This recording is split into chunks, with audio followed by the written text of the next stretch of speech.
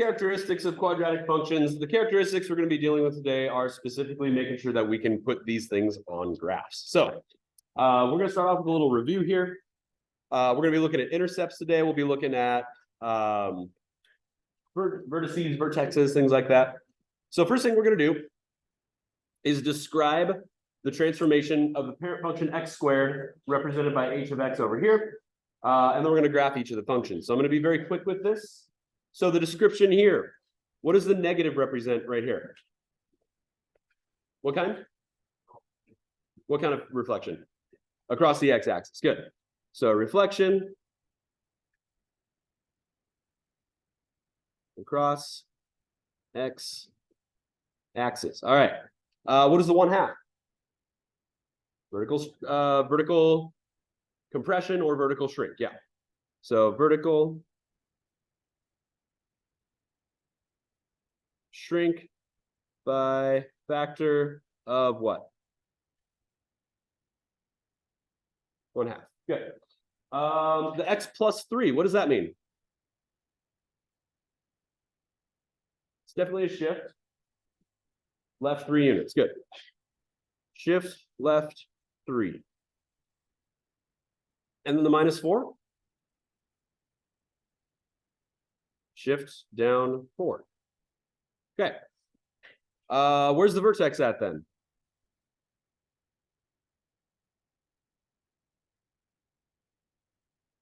So left 3 on a graph would be -3 for x. Down 4 would be -4. So our vertex is -3, -4. All right. It does not actually give us an x and a y axis over here. Yeah.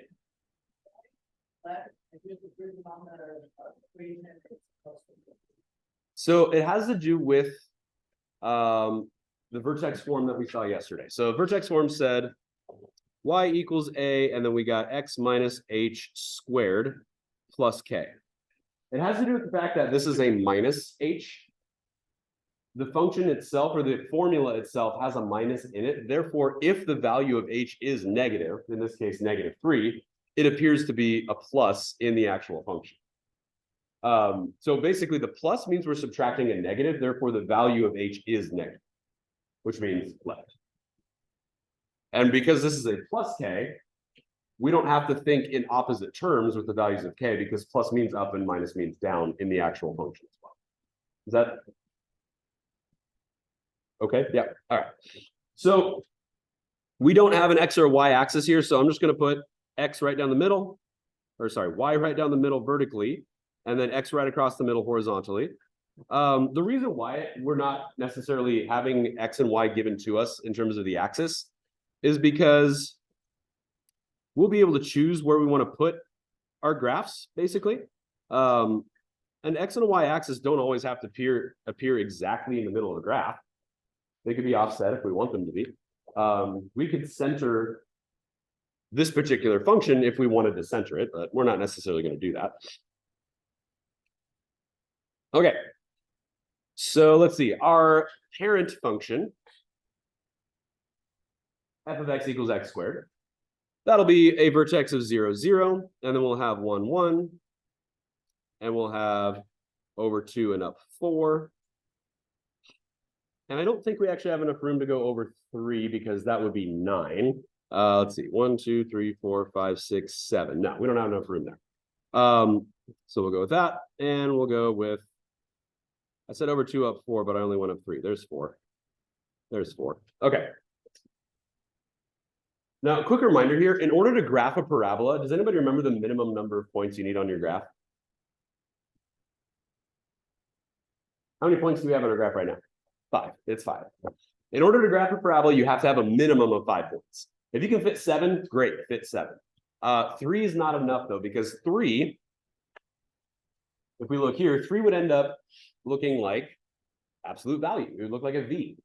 So you have to have more than 3 so you can actually show what that curve looks like, because parabolas are curves. And usually when I draw a parabola, I usually start at the vertex to try to get the curve matching a little bit with the points just to the left of it. And then I go ahead and connect it with the other points that are there. And we'll go ahead and just bring that up about like that. All right, now the other one, I'm going to go ahead and do in red. And if you want to, we're not actually going over the steps yet to actually graph these. So if you want to use your graphing calculator to do this one here, that's totally fine. We know our vertex, though, is at -3, -4. So that'll be left 3 and then down 4.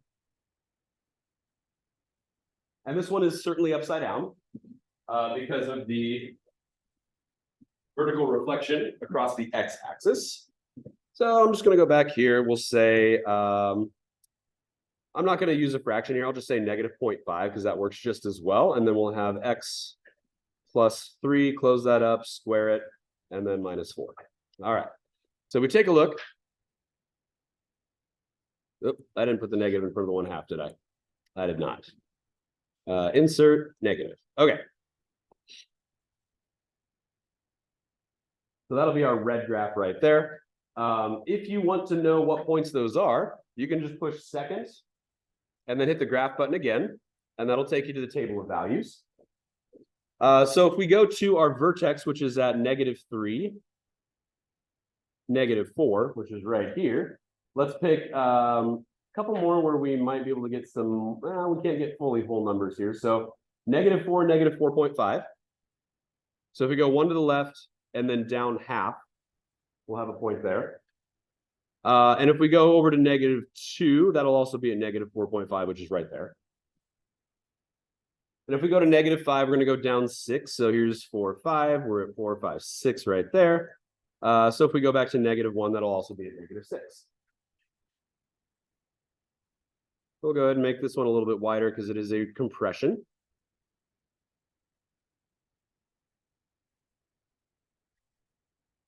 And those are the comparison of our two graphs right there.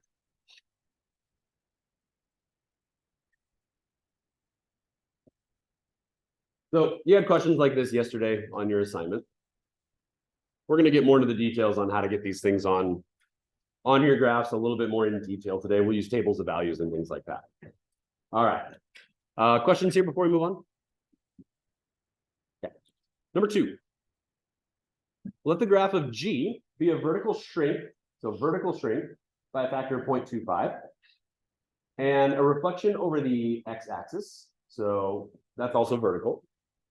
So we're going to start with that. So we're going to need an in-between h of x. So h of x, this is going to be from the parent function. And we have ourselves a vertical reflection across the x-axis. So that's a negative, and then a vertical shrink of 0.25. So those are the first two things that are happening there. From there, we're going to translate it 2 units to the right. So g of x is going to equal -0.25. To the right would be inside of a set of parentheses. 2 units to the right would be in a positive direction. So that would be x minus 2. And then square. So that's our new function right there.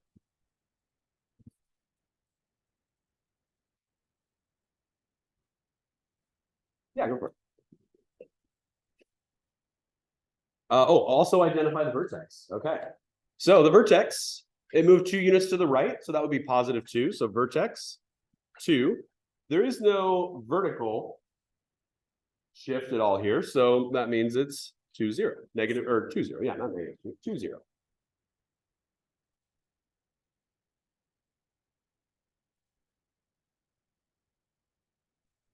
On number 3, graph of G is going to be, all right, so we're going to do 2 things again here. So we're going to have our first change as our middle one of h of x here. We're going 6 units to the right and 8 units up. However, we are starting with x squared minus 4x. So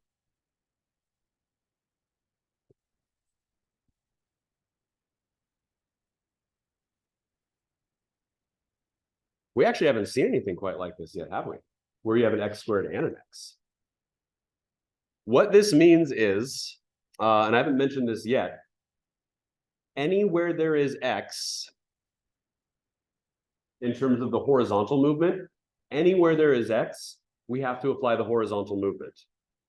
So if there's an x here, that needs to be x minus 6 in parentheses. If there's an x here, we also need x minus 6 in parentheses there. This is the first time we've seen multiple x's in the same function. But anywhere there is an x, it will be replaced with x minus 6. So let's make that happen.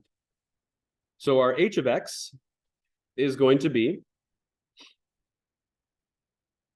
parentheses x minus 6 squared.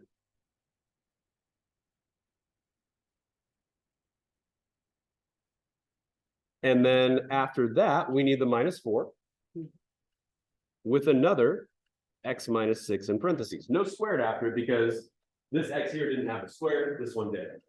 So wherever you see an x, you have to apply that horizontal change. It's also going 8 units up, so we can't forget about our plus 8 at the end. And the 8 doesn't combine with anything because there was no regular number here to begin with, so it's just plus 8. So there's h of x. What do we do next? Followed by what? Reflection over which axis? X. So does that happen on the inside or the outside of any parentheses? Outside. So, and this is something that I noticed a lot of people on the test forgot to do, is that if you do something first and then you apply either a vertical stretch, a vertical shrink, or a vertical reflection, that would need to be distributed to the different parts of that function. So g of x is going to equal the opposite of, I'm going to do a bracket here. It's the same thing as a parentheses, but we already have parentheses, so I'm just differentiating a little bit. X minus 6 and then squared, minus 4, and then x minus 6 plus 8, and then close the bracket. So basically making the entire h of x function its own group, which means we then have to distribute the negative to this set of parentheses, to the negative 4, and to the 8. It distributes to every element inside that group. So if you have a vertical stretch, a vertical shrink, or a reflection across the x-axis after you've done stuff, or if there are multiple things in the original function, that thing has to then be distributed to everything else. So g of x will equal the opposite of x minus 6 squared plus 4 times x minus 6 minus 8.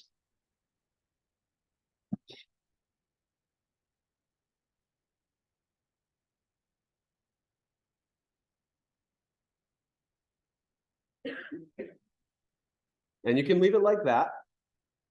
You'd be welcome to use algebra to simplify that out. I would say if you're going to end up graphing that, it's probably best to simplify it out. But we're not needing to graph that, so we can just leave it. We also don't need to know, we don't need to know if the vertex is here either. It didn't ask us, so we can just leave it like that. But if you're going to do more with that, I would definitely suggest doing some algebra to work out what that would look like more in standard form. So, any questions here before we continue? All right. Let's keep going then. So, axis of symmetry, that's what we're talking about here real quick. An axis of symmetry is simply the middle of a parabola. That's it. It is the same as the x coordinate of your vertex. So, for example, if we were to head back to the front page real quick, and if we were to figure out the axis of symmetry for this graph right here, that second function, it would be, it's like this imaginary dotted line that goes right through the middle of a parabola. So the axis of symmetry for this first graph that we looked at would be x equals -3. That's where the middle of the parabola was an x value of -3. This is something that you learned in Algebra 1 as well, but I'm just kind of getting you back to that. You might not remember that term specifically, but it is a line that is not actually part of the parabola. It's sort of just like imaginary line that divides the parabola into mirror images and passes through the vertex. So it's a vertical line, divides it into 2 mirror images. So if you were to fold it onto itself, it would match up perfectly, right? So we're going to be doing a little bit of graphing. We don't need to worry, honestly, too much about what's happening here. But if we're talking about the quadratic function, as long as a doesn't equal 0, because if a is 0, then it's not quadratic. A is the number that's on the outside of the parentheses if there is one, which means that A would represent A essentially represents stretches or shrinks on the vertical axis. So we've actually already talked about all this. So yeah. So shifting left and right, up and down. The directions over to the left are what we're actually going to be focusing on here, though. So when you're graphing a quadratic function, you're going to make a table of values showing 5 points on the parabola. I mentioned earlier you need 5 points to make a parabola. First, you're going to find the values in your table using algebra, and then you can check your answers on the graphing calculator. So if you flip the page over real quick, this is where we're actually going to do some more graphing. We can always start off with the vertex. And it actually tells us to do that here. By the way, the vertex, we're not going to write it. I don't know why the formatting got a little bit weird. The vertex will be actually going in the middle of the table because it's the middle point of your parabola. That should have been down here, but the formatting got weird when I printed it. So what's our vertex? -3, 4. Good. -3, 4. And it's great to start with a vertex because the other 4 points that we can choose, pick 2 x values that are bigger than -3, like -2 and -1. Pick 2 values of x that are less than -3, like -4 and -5.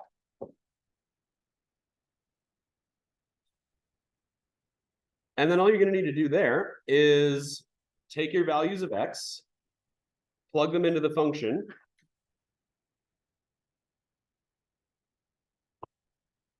and by the way, we only need to do 2 more points. We don't need to do all 4 of them. Does anybody know why?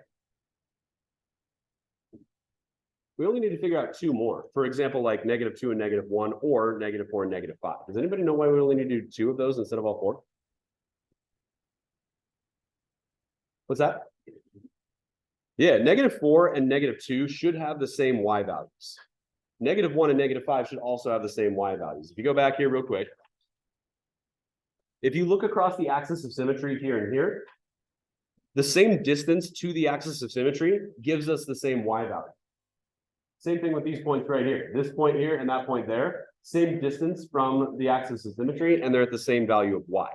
So as you go even spacing away from your vertex, for your x values, the y values remain the same. They end up being the same value on opposite sides of your vertex. So let's go to our main menu here, just the main screen here. And we can type in, if you want to use mental math, feel free to use mental math. If you want to use your calculator, use your calculator.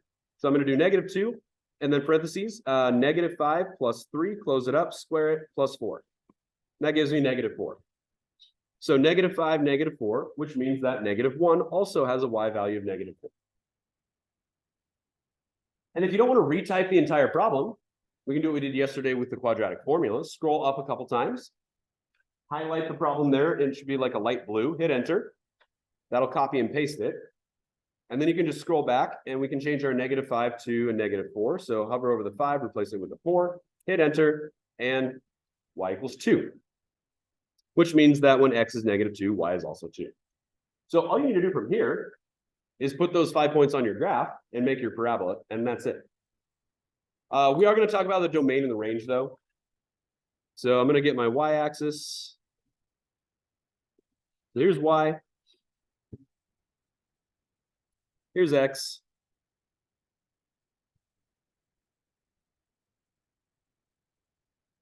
And the axis of symmetry is at -3. So I'm just going to put a dotted line down through -3. And then we've got -3, 4. So let's see. 1, 2, 3, up 4. There's the vertex. All right. We also have, let's see, -4, +2. So here's -4, +2. We have -5 and then -4. 1, 2, 3, 4 right there. And then the other points are just reflections across the axis of symmetry. So this point is 1 away from the axis of symmetry. So the other point is 1 away on the opposite side. This point is 2 away. So if we go 2 on the opposite side, that reflects as well. And so those are our 5 points. So with our parabola, those are the 5 points we're using. I generally do not start at the bottom and draw up and then back down. Like I said, I usually start at the vertex because, especially when they're narrow, they can really look jagged without a curve. Parabolas need curves, and so I'm just going to do that. That way we can actually start with a curve. And I'm just going to drop it down right here and just kind of keep following that line all the way through to make it look less jagged, because a parabola should be a nice curve and not be like a angular connect the dot situation. So give it your best effort to make that a nice smooth curve through those points. A lot of times starting at the vertex, it makes it easier to get that smooth curve. Any questions for that example? All right, let's do the next one. What's the vertex of the next one? -4, -2. All right, so vertex, remember vertex goes in the middle of your table. The formatting's a little janky, so -4, -2. So we're going to go with -5, -6, and then -3, -2. And then we can go back to our calculator. And I'm going to say 0.5 with parentheses. I'll use -6.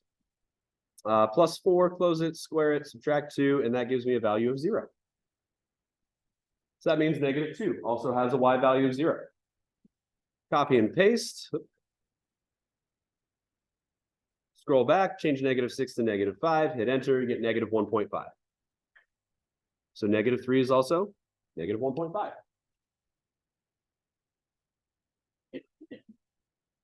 All right, now back over to the graph. This one has a vertical shrink or vertical compression by a factor of 0.5. It's also facing upward because there's no negative there, Yvonne.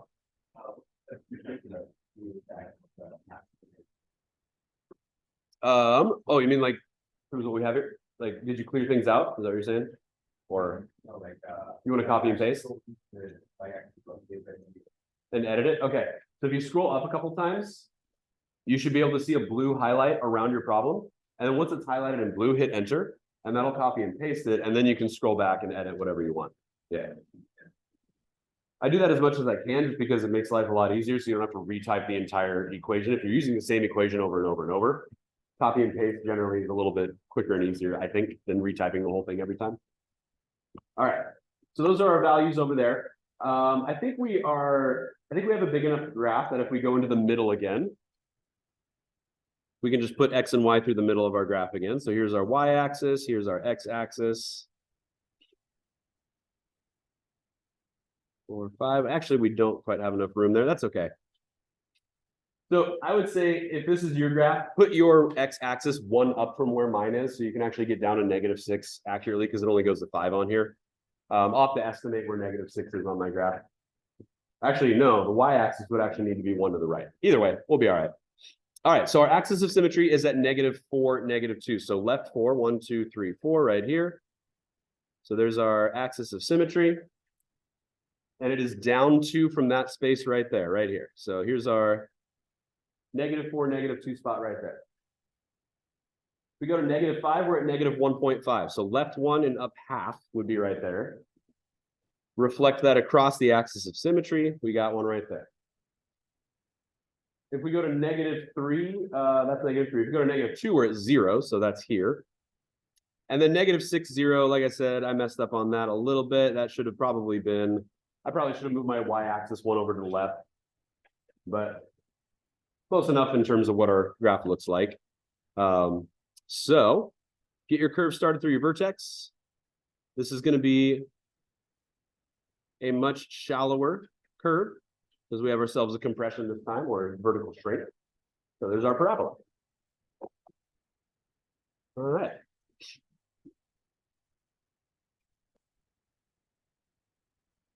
So it's a lot of plug and play, right? Not a lot of descriptions of what's happening here. We're just basically figuring out our vertex and then plugging in numbers right around the X value, plugging them into the equation, put them on the graph. All right, the last couple of questions. We only got 2 more to work through. This one has to do with graphing from, and again, the formatting got super weird here because this is graphing from standard form. That's what's happening on the next page. This should have been at the top of the next page. things got weird a little bit. But the good news is we have standard form up here again, ax squared plus bx plus c. Now, when it comes to graphing from standard form as opposed to vertex form, this is what you did in Algebra 1. So this is the stuff that you have all done before. The value of c is your y-intercept. It tells you right here. The y-intercept is c. It's written right there. The axis of symmetry can be found by taking the opposite of the value of b, whatever b is, make it opposite, and then divide it by 2 times the value of a. That'll give you your axis of symmetry, which is also the x-axis of the vertex. That's what this is saying right here. Opposite b over 2a, that's the x-axis of your vertex. I'm just going to go and write this, x, comma, y. What that's saying is your vertex, the x value is the same as your axis of symmetry. And then the y value is what you get when you plug that value of x back into the function. So let's run through this a couple times down here. Once again, the vertex will be in the middle of our graph, which we don't know where the vertex is yet because this is not vertex form. So here we go. A equals 0.5. B equals -4. C equals -2. We used this yesterday when we did the quadratic formula at the beginning of the notes from yesterday. So number with x squared is A, number with x is B, constant value by itself is C.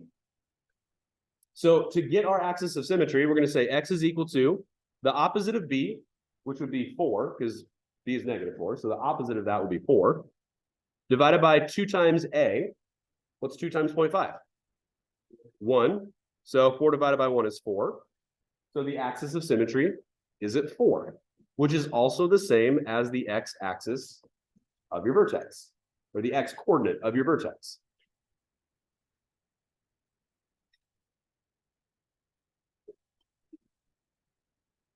Questions about that? Got what? It's using this right here. So the axis of symmetry is the value of x where x is equal to the opposite of b divided by 2 times a. So here we have b, we took the opposite of it, which would be +4, and we put it over 2 times 0.5, which is 1. Okay. All right, then let's just say 5, 6, and 4, 3, 2, just like that.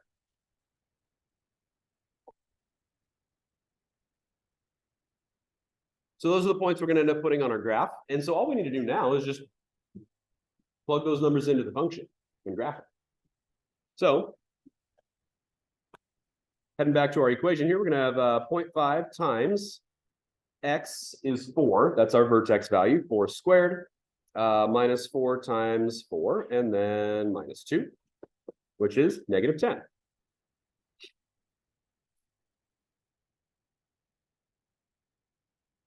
And then if we plug in, I'm going to go back up here, copy and paste. I'm going to go ahead and change the 4 to a 3. Got to change both of the parentheses from 4s to 3s because we have to plug in x to both of those. And that gives me -9.5, which also means that 5 would be -9.5. And then I'm going to change the 3 to a 2. Yeah, go for it. And if I change the 3 to a 2, that gives me a -8, which means that 6 would also be at -8. So if you're going to be graphing this one, which you will, we're not going to do that today, but graphing this in general, we do not have enough points here to make that work. So you're going to have to change your scale. So I'd say go by 2s, maybe even 3s, who knows? There aren't any numbers here to begin with, so you don't have to go 1, 2, 3, 4, 5. You could say 2, 4, 6, 8, 10. You can change your scale to adjust. What is the y-intercept, by the way? The y-intercept is the value of c. Your announcement for Wednesday, September 20th, 2023. The y-intercept. Today is the first Juntos Club meeting in the library during lunch. Come and join them. And group 1 of the Chef's Club is meeting tomorrow from 3:05 to 4:30.